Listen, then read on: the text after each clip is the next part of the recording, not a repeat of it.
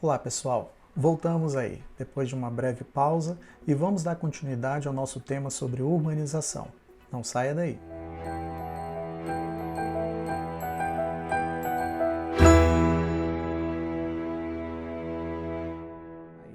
Um outro fenômeno que a gente vai levar em consideração nesse processo de urbanização é o fenômeno das megalópolis, né? O que seriam as megalópolis, né? Bom, muito bem. Para entendermos o que temos aí a definição. São aglomerações urbanas que surgem da interação física, econômica e política de duas ou mais metrópoles. Possuem forte integração de funções, intenso fluxo de pessoas e mercadorias, sustentada por meios de transportes rápidos e também, é claro, eficazes. É muito interessante lembrarmos, né? Lembra que quando uma metrópole surge, é preciso ter duas ou mais cidades que vão ali se interagindo para formar uma metrópole. A megalópole, para existir, ela precisa dessa interação de duas ou mais metrópoles. Então, só aí você já imagina aí o tamanho que é uma megalópole em termos de extensão territorial e também em termos de contingente populacional, né? E um detalhe importante que eu gostaria de deixar claro é o seguinte: megacidades são diferentes de megalópolis, né?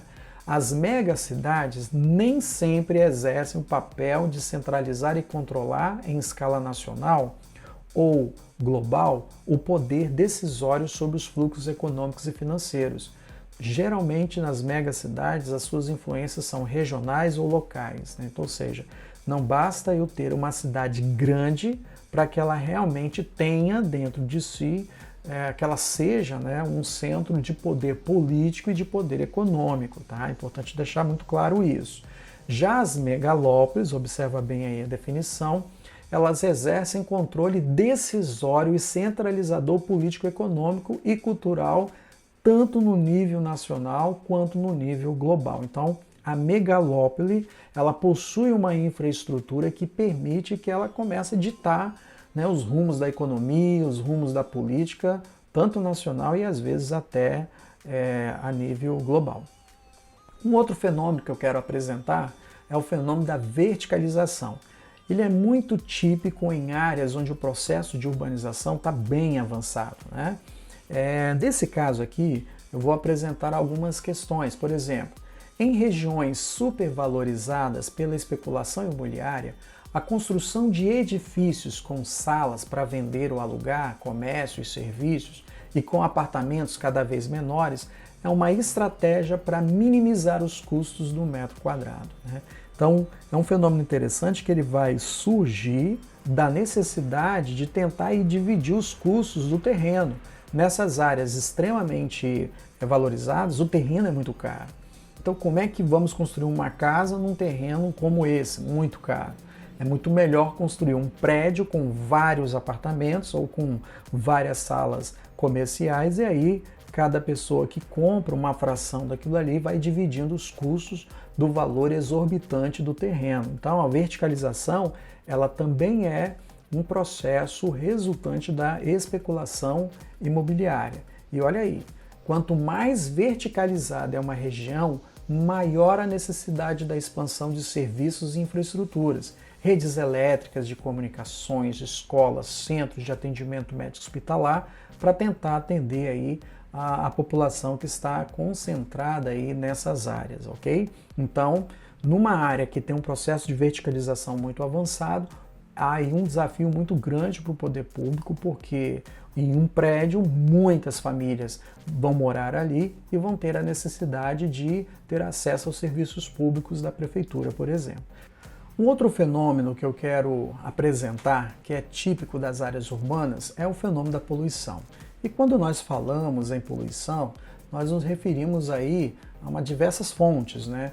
Por exemplo, nas regiões mais centrais das cidades, é muito comum esse problema originado da fumaça das chaminés, das fábricas e da combustão dos carros, da produção de resíduos sólidos como lixo, líquidos como esgoto, que contaminam tanto o solo também como a água.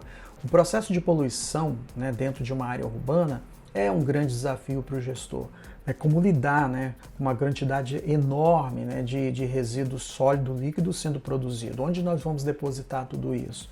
Né, além disso, o que fazer com a grande quantidade de fumaça que é expelida pelos carros? São desafios que geram muita poluição, principalmente nos grandes centros urbanos. Um outro fenômeno que aparece também é o da chuva ácida, né? Ou seja, né, é um tipo de chuva com alta concentração de substâncias que aumentam a acidez da água. Os elementos que estão presentes nesse processo são esses aí: dióxido de enxofre, mais óxido de nitrogênio, que aí muitas vezes são liberados pela queima de combustíveis fósseis, como o petróleo e o carvão mineral, e eles entram em reação na própria atmosfera, e isso faz com que a água fique mais ácida do que o normal. É muito interessante apresentar que existem consequências desse processo. Primeiro, é o aumento da acidez, né, das águas dos rios e lagos, comprometendo a saúde dos organismos, né, peixes, né, algas, né, por exemplo. E também a deterioração de fachadas de construções e monumentos que ficam extremamente comprometidos e gerando aí grandes prejuízos para o município em função da existência, né, desse fenômeno de chuva ácida. Um outro fenômeno que eu quero apresentar é o de ilha de calor.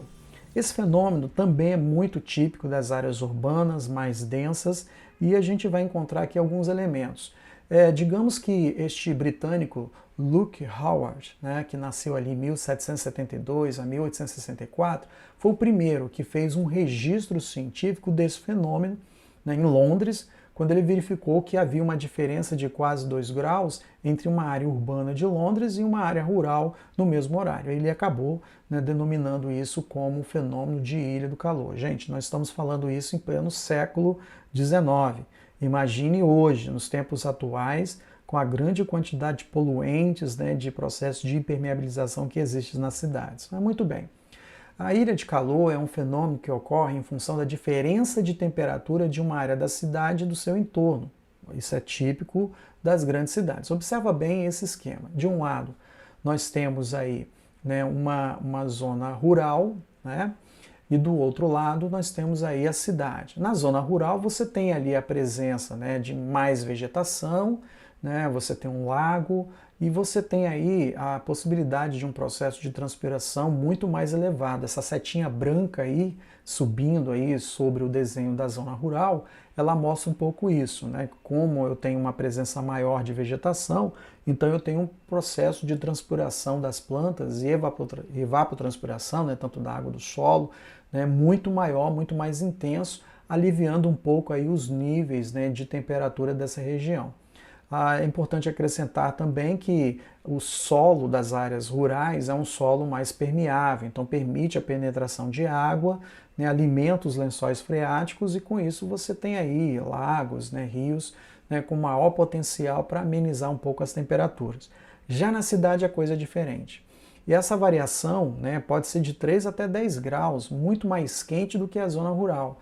Na cidade você tem prédios, você tem o solo que é pavimentado com asfalto, então a quantidade de água que vai infiltrar, né, no solo é muito menor, né? Então isso compromete os lençóis freáticos e tanto o asfalto, né, quanto os prédios, o concreto, acaba absorvendo uma quantidade muito grande de calor e isso faz com que a região da cidade fique muito mais quente do que uma região que estivesse com uma vegetação.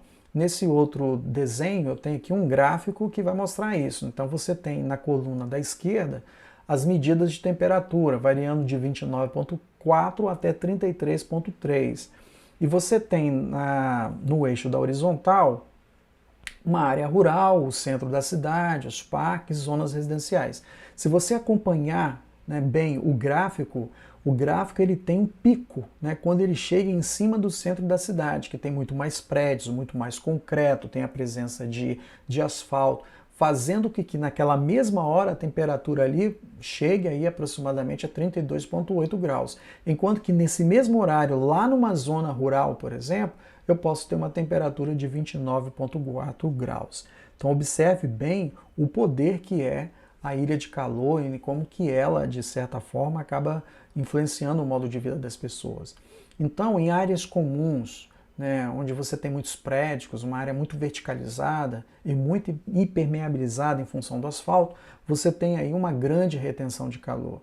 E os edifícios acabam funcionando como uma barreira artificial para os ventos e principalmente para a brisa fresca, né, que tem o objetivo de amenizar um pouco as temperaturas.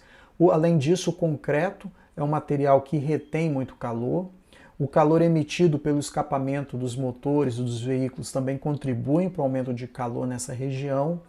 E a presença de parques industriais tradicionais, ou seja, são aquelas indústrias que não têm muita preocupação com o meio ambiente, então não tem filtros, né, em suas chaminés, não se utilizam de protocolos para tentar amenizar um pouco a poluição ambiental na região. Então, nos locais que tem esse tipo de indústria, você também tem esse problema aí de aumento de temperatura. Mas podemos apresentar algumas soluções para isso, né? São soluções que estão intimamente ligadas com o planejamento urbano, com o trabalho de vários profissionais, não somente geógrafos, mas arquitetos, engenheiros ambientais, engenheiros civis, enfim, toda uma gama de profissionais que pode tentar aliviar um pouco aí as condições de calor na região. Observa bem aí algumas soluções. Ampliar a área verde na cidade, plantação de árvores, instalação de parques mais arborizados, principalmente se utilizando da legislação, preservar aqueles bairros mais arborizados, proibindo inclusive a derrubada das árvores, né? São aí algumas propostas que só são possíveis se você tiver uma Câmara de Vereadores também conectada nesse propósito de uma cidade sustentável, quando você tem uma prefeitura que também está antenada sobre essas questões da sustentabilidade ambiental. Por isso que é importante a gente pensar quem nós estamos colocando lá para nos representar e tentar tornar a nossa cidade da melhor forma possível. Muito bem. É isso aí, pessoal. Vamos dar uma pequena pausa no nosso vídeo. Aproveita, se inscreva no canal, aperta lá no like se você gostou do vídeo e também clique no sininho de notificações para que você possa ser alertado dos próximos vídeos aqui do nosso canal, ok? Conto com você e até o próximo vídeo.